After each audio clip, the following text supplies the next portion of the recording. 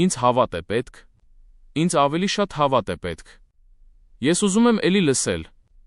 Ոչ։ Հավատը լսելուց է, իսկ լսելը Աստուծո խոսքից։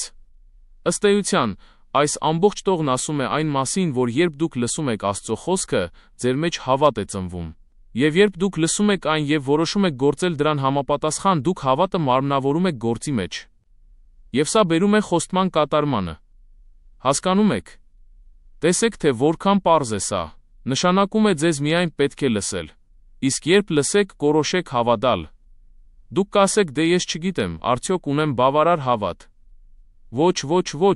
Հավատը, որն անհրաժեշտ է խոստմանը հավատալու համար, գալիս է խոստման հետ միասին։